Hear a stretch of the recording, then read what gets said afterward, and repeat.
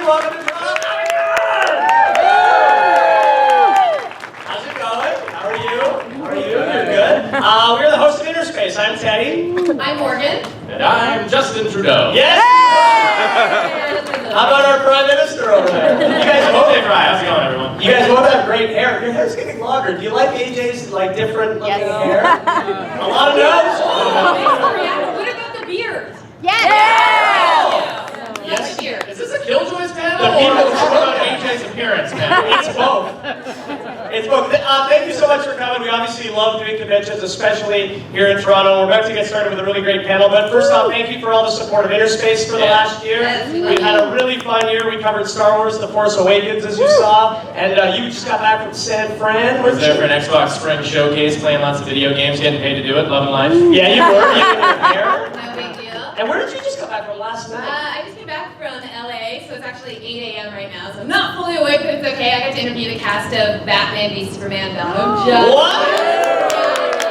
And I saw my Lifeway, so I can't actually review it yet. How was it?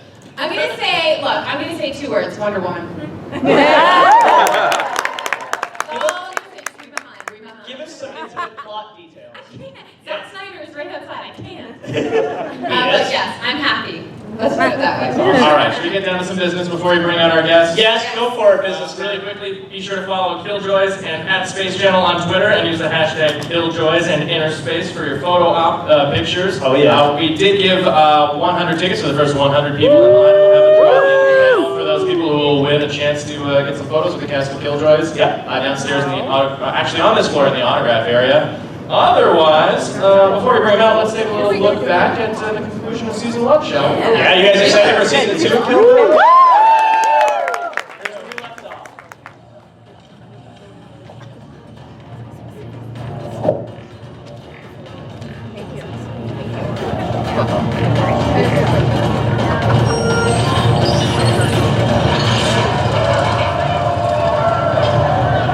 Welcome home, Doctor.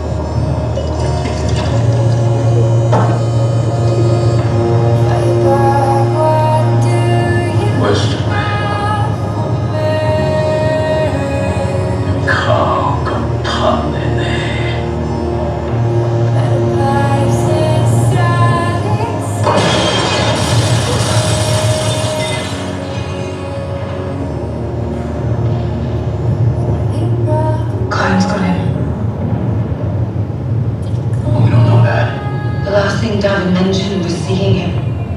John, incoming automated message from Carlene. I'll take you to my room, Liz.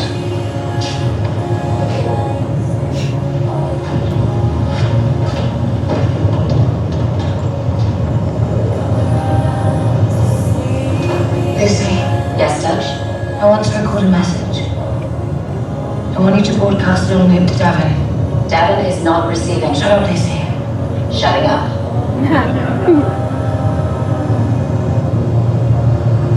I know you're out there.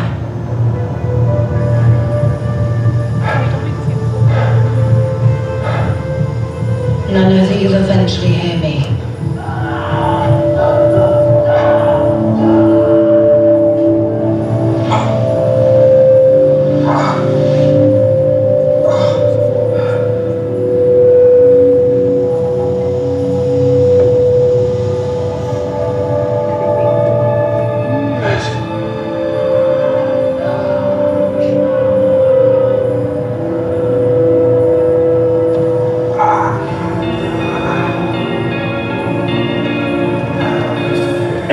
I want you to know, We're never giving up.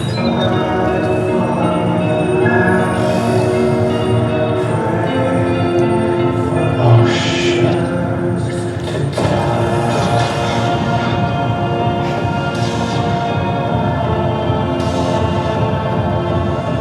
Crash. Western. That's right, John. You're American.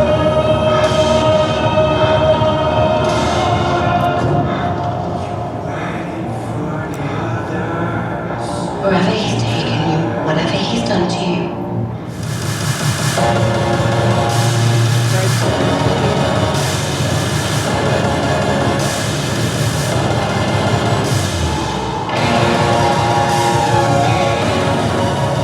I will find you. I will find you.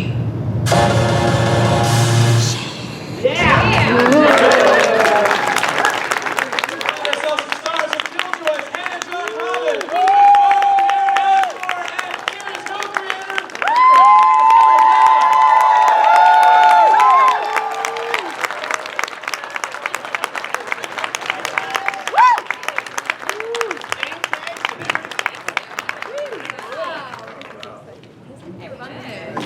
How cool is that? Pretty cool. Welcome to Toronto Comicon, guys. Thank you. How's it going so far? Yeah. So we're going to open the floor to audience questions in just a sec. So I don't think we have like a mic out there, but just toss up your hand and stand up, and we'll all focus on you very intently and ask a question. But first off, we saw a little bit of a reminder there of where we left off with season 1. Obviously, it was a fantastic cliffhanger, that amazing last moment. Michelle, what can you tell us, spoiler-free, about where we pick up with season 2? Feel free to obfuscate and skate around the question. Thank you for that. Yeah, when you end on a cliffhanger, it's kind of hard to say anything Right. that is not a spoiler. But it is all answered fairly quickly. We have a really, really fun first episode back that I think we're all very proud of. There's some new characters we introduce. And throughout the season, all the riddles and mysteries and sexiness that we're chasing at the end of that finale guide us through this entire second season. So all questions, well, most questions will be answered. But not right away. Hannah, what did you think of that last moment, that incredible, intense last moment? You know, obviously you and Johnny are absolutely hell-bent on finding Davin. So what did you think when you read that, and what's going through her mind in that moment? Yeah, hells yeah. I mean, it's just determination, and I mean, we're a team, and as soon as we're split up, it's like, oh my god, what's gonna happen? We need to get back together again. We're like glue. So there was definitely a determination and willpower to find Davin. Yeah. Everybody have their water from AJ? You're doing a great job there. It's so unusual. like nothing. That's not Oh, I think it's just water. It's gin. Luke, what did you think when you read that? When you read that final page in the script, or that final moment, and you realized that level 6, Arkin? What were your thoughts? Well, I thought, well, that's it. I guess I Never most popular character, the one that stabs his brother, beats up the beautiful head. You know, it's like what Hannah was saying. I want the team to be together. I think that's when I certainly feel like happiest on the shows, when we're all kind of kicking ass together. So it was terrifying. No actor wants to read that they're banished somewhere. I like kicking ass together. That could almost be like the subtitle of the show. Killjoys kicking ass together. Aaron, such a wonderful season for Johnny and amazing art. What did you think of where we left off with him at the end of season 1? As far as the show? Yeah, and what's his kind of state of mind? Because he's gone through a very different sort of arc this season. Yeah. Well, I think that he was. That's an excellent question. I'm a journalist. Yeah, I mean, I think that there was some really interesting stuff, and I think the science of it, and like this whole DNA pattern, this whole level 6, I think that really intrigues and worries Johnny, because it's like, oh boy, what we're really into something heavy here.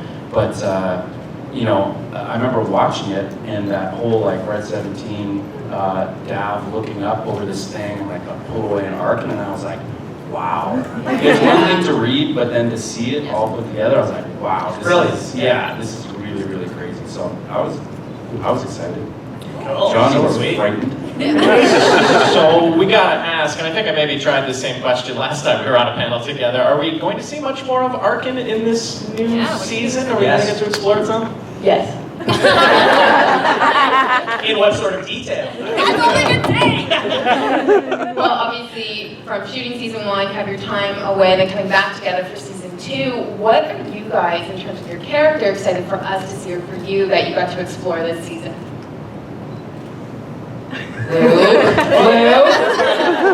They're all mad at me because I'm not on social media. They're like, well, you have to answer all the questions. You're so mysterious. I'm really not. I'm just a terrible typer. I can't spell very well, so. At least you have one claw. I also stabbed my brother. That's pretty bad. There's that. I've totally forgotten the question. What are you, or what were you excited about exploring in season 2 in terms of your character? Oh, what's happening with Davin in season 2? Well, I think, in all seriousness, it was so much of, I think, his journey is figuring out where he belongs. He was a member of the military, and you know where you belong when you're in the military. And then coming into this group and really not knowing, kind of in a group of individuals, how you fit in, and kind of having some missteps along the way. Intimacy and stabbing my brother again. So it was once. Again in my comic. But I feel like season 2 is really him in a much more clear way figuring out how he fits into a group and how he comes to terms with some of his ideas about who he is and letting certain things go and learning certain things. So that was your little bit of psychology on that. And how about yourself? Well, I mean, for Dutch, obviously, the first and foremost thing is let's find Davin. But for Dutch as well, is to get to the bottom of Red 17 and Arkin and Klein and where she fits in with all of this. And definitely a relationship with John as well. Like kind of, that's going to be interesting as well this season. Relationship? No. Friendship. Morgan Hoffman's turning the pots. I didn't read that episode. I think one of the really interesting things that happens in season 2 is sort of the dynamics of the characters that were very well established and we know sort of start to shift based on some of the things that are happening. So I think that's really interesting to see these dynamics change and how we have to still work together and fit together. And I think that was one of the really interesting things about the first season 2 as far as the characters go, is just how they sort of fit together and things begin to change a little bit into season 2. So I think that's a really interesting thing to see how this team works together and doesn't work together and all those different things. Michelle, these shows come together by the crews that bring them to life, and obviously there's more than just you writing these episodes. You get a team that you work with, but overseeing it, what were some of the words that or themes that you sort of gave to your writer's room, inspiration that you wanted to explore in this new season? Can you tease us with your thoughts in that kind of abstract way so we don't get too specifically spoiled? Here. Shit, man. Agent's a journalist. I would say that I'm not often a writer that comes specifically from theme in terms of that's a quest or something that I want to bend my characters to. I'm interested in who these guys are as real people.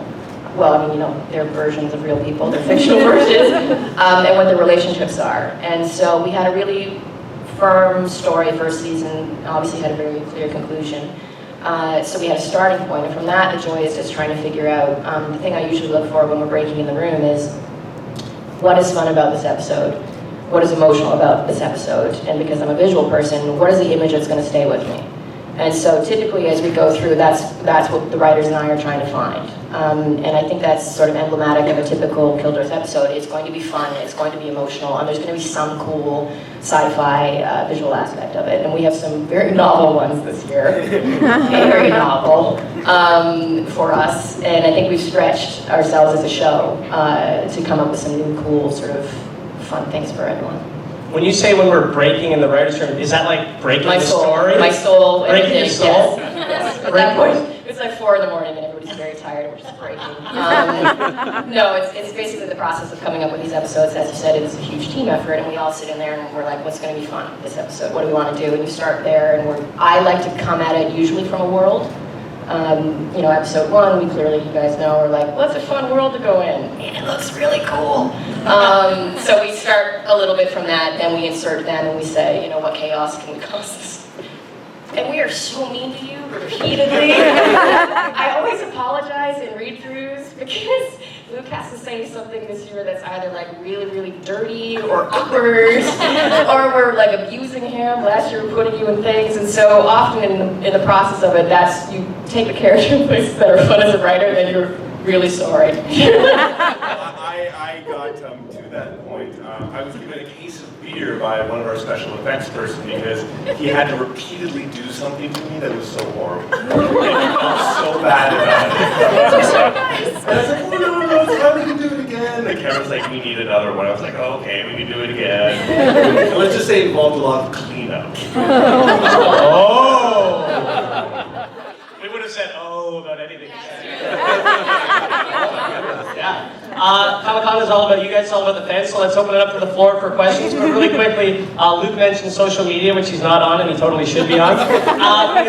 If we don't get to your questions today, or just in general, if you have any questions for the cast or for Michelle, you can tweet and use the hashtag @AskTheKilljoys. Ask the Killjoys is the hashtag, and people will try to get to your questions. But let's I'm sorry. Can I jump in with one question before we go to the crowd? Yeah, I think we might all be wondering about this. Is it about your hair? We already talked about your hair. It's about my hair. Your hair looks Stop great. making it about me, Teddy. Well, it's good hair. It's about Hannah, and actually about Morgan and Aaron and I, because we had this amazing night where we all went and saw Star Wars together. Has anyone not seen Star Wars: The Force Awakens yet? How are you at the convention? Science fiction.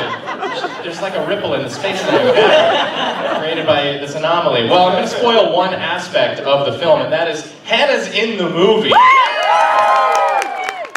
And Morgan and I, we were chatting with Aaron and Hannah before the film, and then we're watching the movie, and then we're like, wait, was that? No, we were really loud. Everyone's, so excited to see the movie. The lights are we're all watching it, and we were both like, whoa, whoa, whoa.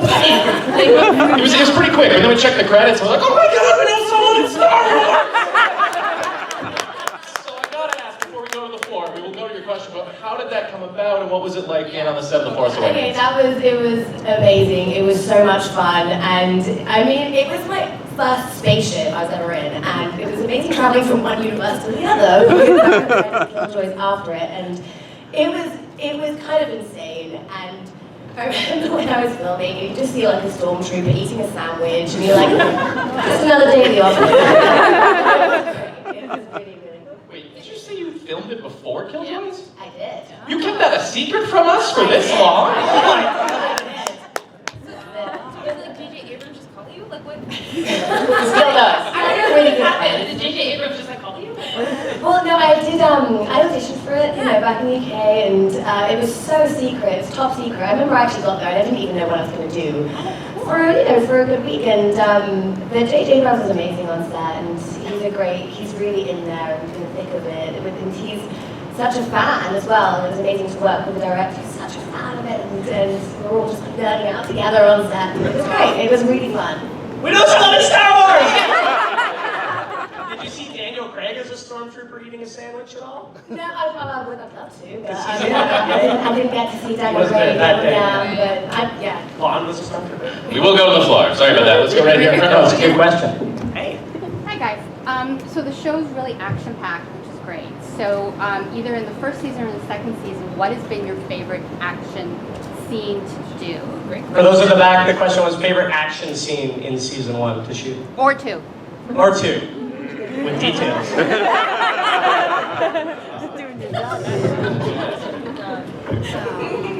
As AJ said, why was it so messy? The scene you shot. Oh, that's the Yeah. The Luke scene. Yeah.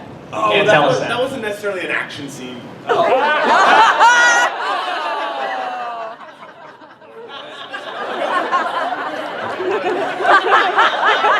said too much. Aaron, did you have a favorite moment or even a favorite episode in season 1? Was there a moment or a subplot for you with Johnny that really stood out? Well, as far as action stuff, probably. And you can probably say one or two. I'm trying to think through the action ones, and I don't think there's anything that's gonna destroy anything. Well, now I have to think about it. The most fun action sequence I thought in the first season was in episode 4, where with all the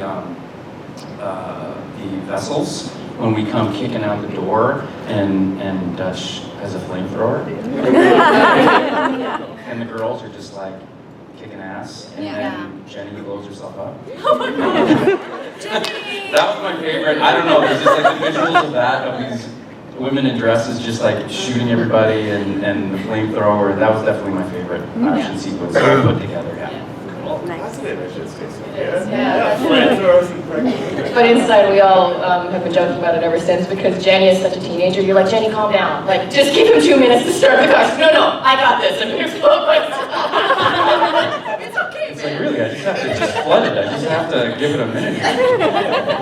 Hannah, did you have a favorite kind of ass-kicking moment for Dutch? Yeah, I mean, there's so many. Exactly. I mean, which was the favorite one? But I mean, for me, I remember just fighting a dress and heels for me, and having that real badass moment, just like taking down all these guys, but I can do it in heels and a dress. Do you ever get like a stunt dress made for you? Like, do they make it in the sense that it's actually you can move your legs and? That's the amazing thing, Trish. The costume is amazing because they've absolutely designed it so there's shorts underneath, and it's like designed to split open, and so I can move around with modesty. Stunt dress. Luke and Aaron, do you ever put on Hannah's heels just to see how hard? Not like at home, but how hard it would be to fight in those heels? Not yet. Morgan, do you leave your high heels in our mutual change room? Because I put them on sometimes. I can tell. They make you taller. Luke, so did you have a favorite kind of action-based or butt-kicking moment at all? You know, it's hard to say this, but I thought it was so well choreographed. Was the fight that Hannah and I had together after we had sex. I thought it was just it was very painful and sad and brutal. And I thought it was really well shot. Yeah. What kind of reaction did you guys get with that scene on social media? Because I know for me, my whole mouth was like, the whole time I was watching it, it was so intense. What kind of reaction did you guys get? Well, definitely everyone who reacted to that fight was exactly that jaw-dropping moment of, oh my God, because it just comes out of nowhere, and that's a surprise, but for me, for Dutch, which I have to explain, is Dutch can kill him. She can kill him. She's level 5. She can kill him. Yeah. So you've got to remember that in the fight it's not. She can take him down, and even in between, she says, "Look, I don't want to kill you. I can kill you, but I don't want to." It's just, I suppose, it's the shock of the moment, which is a shock. But what you got to remember is that Dutch can kill him and kick his ass. Yeah, and does. Yeah. Really good. Another question from the crowd? Hello, hey. You. How's it going? Good, thank you. Good. This question is for Michelle, actually. As a creator and writer, you've come to a lot of Comicon panels, and I just wondered how important it is to you. Want me to stop? Really good. Thanks, I just wondered, because a lot of creators and writers don't come to conventions and talk to the fans, and I think it's really important that they do, and I wonder why you feel that way. The question was about why Michelle feels passionately as a creator about coming to conventions and meeting fans. This will sound really dorky, but I'm usually so busy writing and have a hard time getting on set, so I get to hang out with them. And I love them, so it's fun. It's 2 reasons. One is I value fans. I mean, the fact that all of you have spent time out of your day to do anything you want and you chose to come here, we all really appreciate. And I am a fan. I think that if you're a genre writer, first and foremost, you were originally a geek that was into the same stuff, that wanted to watch the same things. Otherwise, you can't do this, certainly not as consistently as I have, right? So the reality is, I don't like crowds. They kind of freak me out. So I don't go to these things unless I'm on a panel, because flop, sweat, and terror, and too many people. That aside, the thing about it is that I get to come here now and I get to see the people I would normally only see online and be a part of it. And then the flip side of that is I really believe in the importance of writers to the process. The reason I'm in television is that television values that. And they don't value it in film, which is something I disagree with. So for me, this is a chance for us to say, you know what, these stories come from somewhere and they mean something very personal to a lot of us that write them. And the team that we have, you know, that are also putting the words in the mouths of these very talented people who then bring them to life in a way that it couldn't on a dry page. So it is absolutely a team effort, but the whole team needs to be recognized. And as much as I don't feel comfortable often, I think that that is what I am obligated to do as a writer. So. Obviously, with your other work, including on Lost Girl, you've been part of this kind of genre, a sci-fi genre community for years. Have you noticed a growth or a change or a strengthening at all in the community over the last 5 to 10 years? I don't get made fun of anymore. Honestly, when I first started it, you know, it was what I got into by choice. I got into Mutant X. Thank you. To the people that brought me into that. No, I wasn't like, thank you.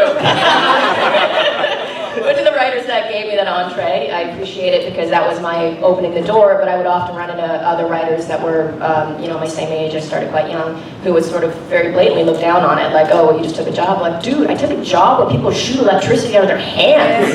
Like, that is amazing. And nobody asks me about it anymore.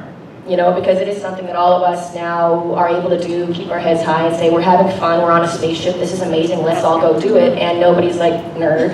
Yeah. Well, I mean, they are, but like with a little bit more love. So I think that is a really lovely change, but it will change again, and I don't care. This is what I love to do, and it doesn't matter. As long as there's a person willing to fund it, this is the world, and I think you guys as well want to be in. So. Yeah.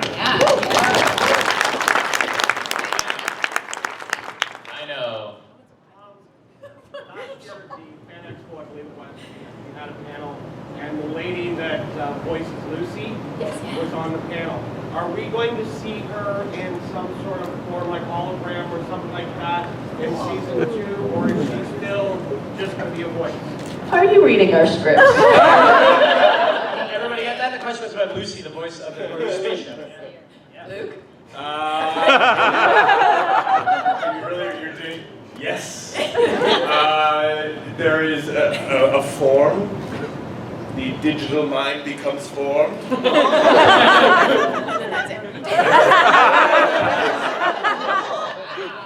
Does Johnny make out with her?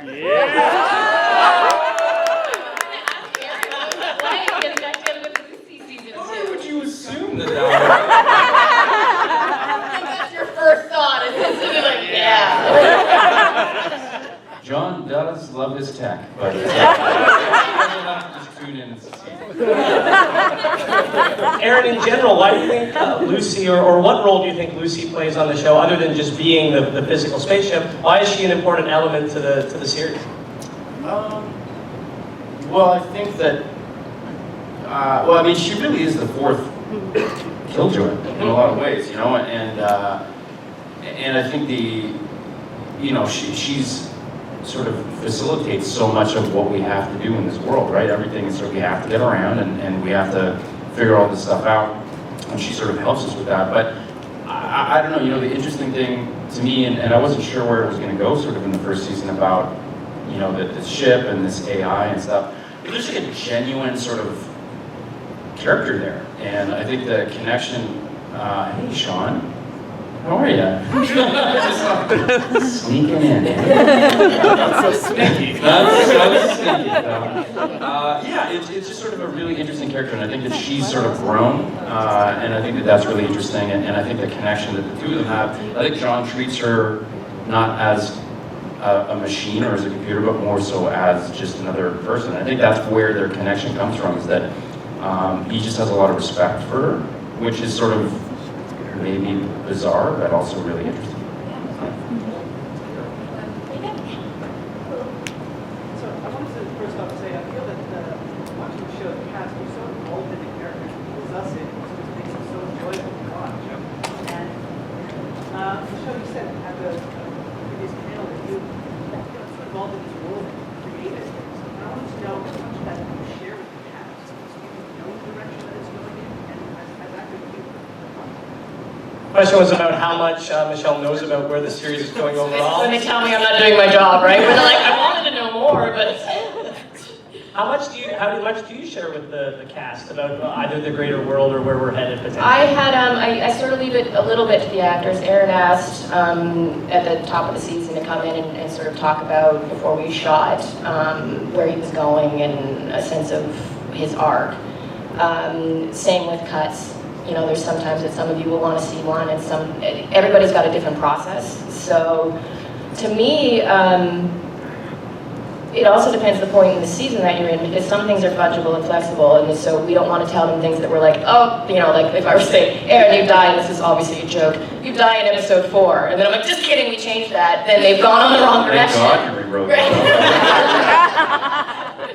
So, you know, it's a mutual relationship, I think, that evolves between us over the seasons, and hopefully we have many, many more of what helps, what hurts. And some people, and you guys can speak to this most, some people like to have that surprise of, this is the character didn't know anything more than this, and they want to come at it organically, and other people are like, just spoil me, I want to know. Hannah, what's your process with Dutch? What do you prefer?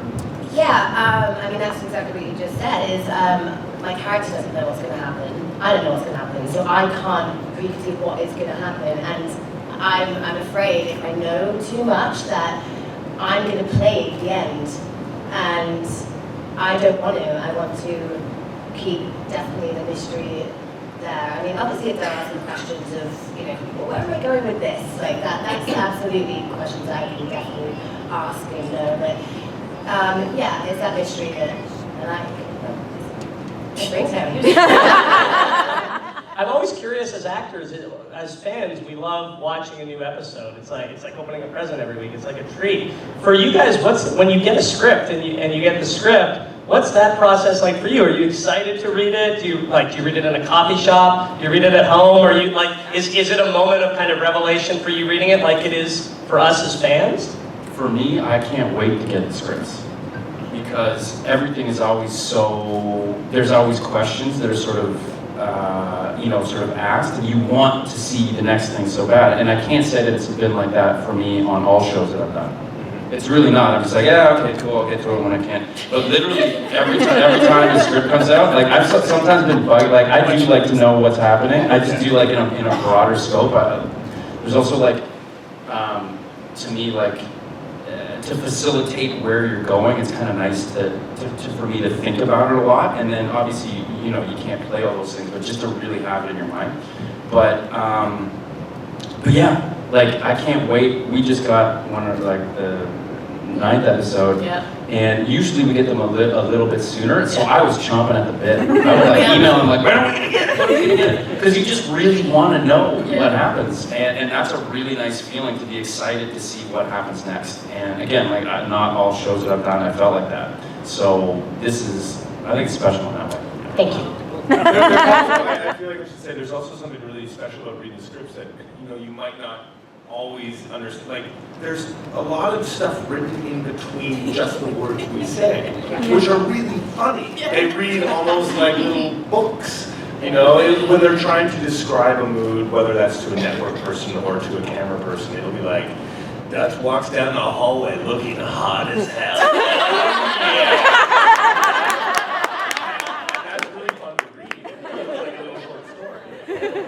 I remember that. We got some of the scripts before we saw the episodes. I was like, these are really funny scripts. I don't know how to say it any other way, but they were pretty awesome to read. Back to the floor. Any more? Well, go to Tim. Hey, Tim. What lessons did you guys learn while working on Killjoys? So the question was, what lessons have you learned on working on Killjoys?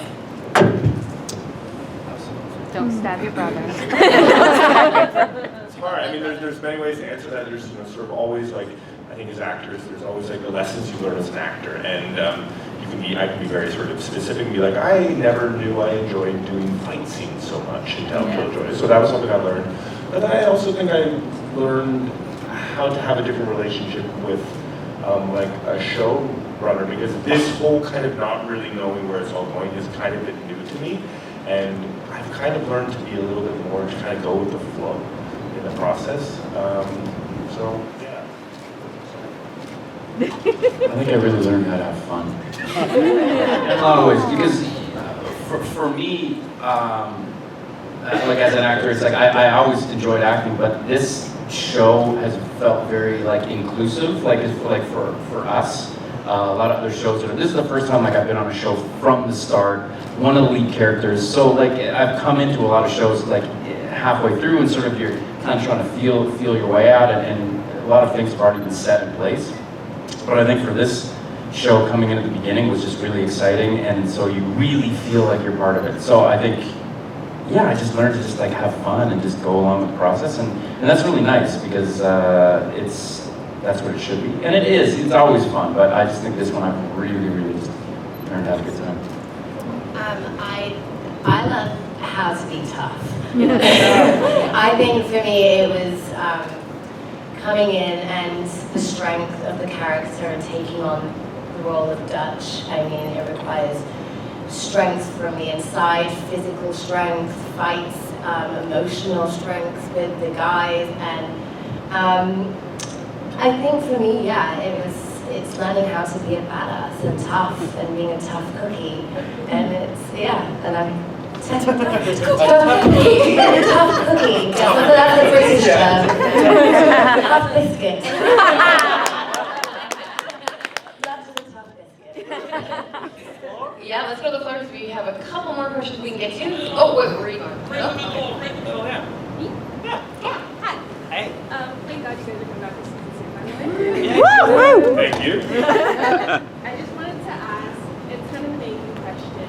How do you think, because the Davin community show, the dynamic between Dutch and John would change a lot. So how do you think it would have changed if Dutch had been Davin first and then John community? How would the dynamic on Killjoys be different if Dutch and Davin had met first and then Johnny came into the mix afterwards? Yeah. Great question. We would be like I don't know. really dysfunctional couple. I don't think so. I don't think there would. This is for you. I don't even know if there'd be a show. No, and I can speak to Davin. I think so much, which is about his sort of process, is he kind of felt, at least until he kind of figures a little bit more about himself, is he comes, he kind of does something, he finishes it, and then he kind of moves on. So like, I don't know if we met at the Royal one night, I'd probably just, I might pass her on the street, and pass the chips. I think it would have been like a really, really hot night. And that's it. I think that the reason, as you say, that we have a show really is the alchemy between the two of you, and I feel like obviously what happened the night before you met. And not you guys, that was different. And Dutch was super vulnerable, and I've always thought that the value of the friendship between the two of you is that Johnny has been able to come to Dutch and associate with her as like child to child. Neither of you had a very clear childhood. And this innocence, what I love about an episode that Jeremy Boxen wrote is God, which was that 8, when you guys are on the bed reading the comic and your feet are up, and I'm like, that's the core to me of that friendship, is that they're, innocent. And I think you two are not, which is awesome. But I think that it means that the two of you needed something to keep you together, to allow yourself to have any sort of a relationship, because you can't run from each other the way you normally would. I like that. Cool. We only have time for one more audience question, so who has what feels like an epic audience wrap-up question? That's what pressure on you. But who has epic audience wrap-up question? It's all you. I want to know, for all 3 cast members, when you first got the script, what was about the character that attracted you, and who's the prankster in the...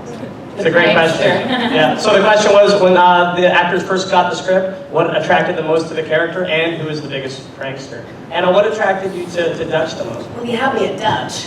What a name. What a name. I mean, obviously strong female, badass character with internal emotion and also sass. She is so sassy. I love her so much. And witty and a relationship and a voice. And so yeah, in short terms, sexy, sassy, badass, fun, action, biscuit. To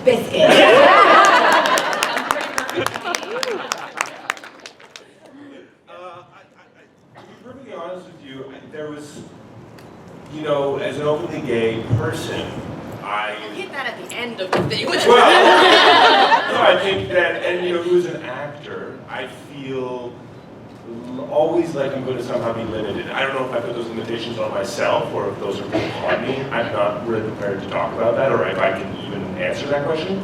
But when I read this character who's so clearly not gay, I wanted to do that. And I wanted to be told that I could do that. So when I read the script and I got that opportunity, I was like, this is the greatest version of that kind of guy I really want to be and want to play. And you nail it. For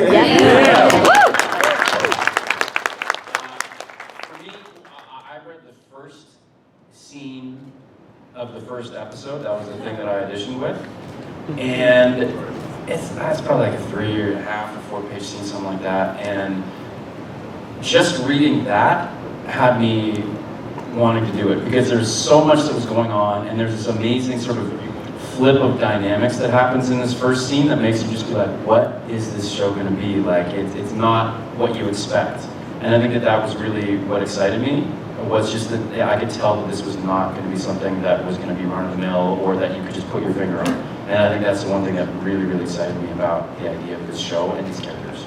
Who's the biggest prankster?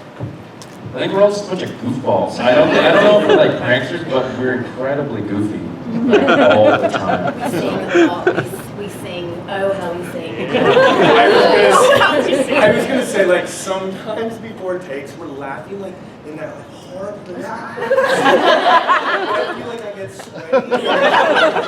We're about to film, and I feel like I'm gross and my eyes are red. Like that happens every day. Every day, we all have the same sense of humor as well. So one of us will start, and then it'll be and it's like, who's gonna go too far today? No, I think you know who that is, Hannah. And a lot of singing. What's popular? Do you sing heavy metal on set, show tunes? I'm hoping theater. What is it? Yeah. There's a country album that may be being released later in 2016, so stay tuned for that. We gotta wrap it up in a sec, but just before we do, the young woman in the middle, talked about being grateful for season 2, and one of you said thank you to her and to the other fans. Before we get to season 2 and before we wrap it up here, what do you want to say to the hardcore fan base of Killjoys, some of whom are here today? Luke? Okay,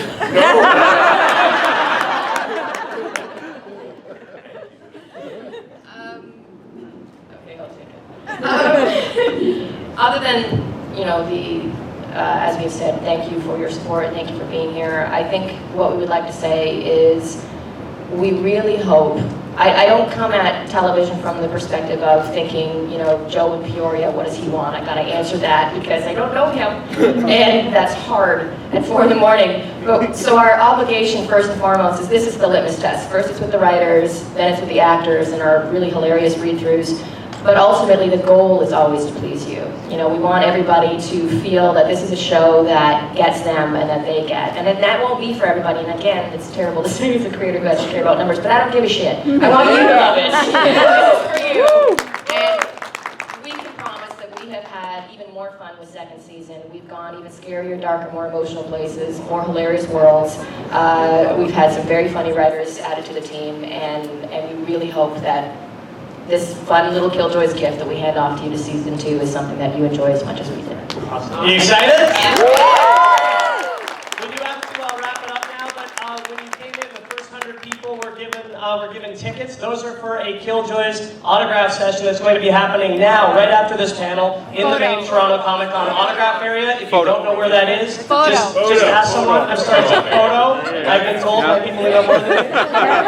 It's a photo session, so go to the photo area. If you don't know where that is, just ask a Toronto Comicon staff member. We're going to have lots of great coverage of season 2 of Killjoys on Interspace, so tune in every Monday to Friday, 6 and 11. Now we're putting you on the spot. I'm sure we'll announce that very soon on Interspace. And again, hashtag #AskTheKilljoys for any questions on social media. Anything I missed, buddy? We got a Dark Matter panel coming up at 3 o'clock. That's right. And our autograph session is at 1. We're doing autographs at 1. So thank you so much for coming to Toronto Comic Con. Give it up for the guest, Killjoys!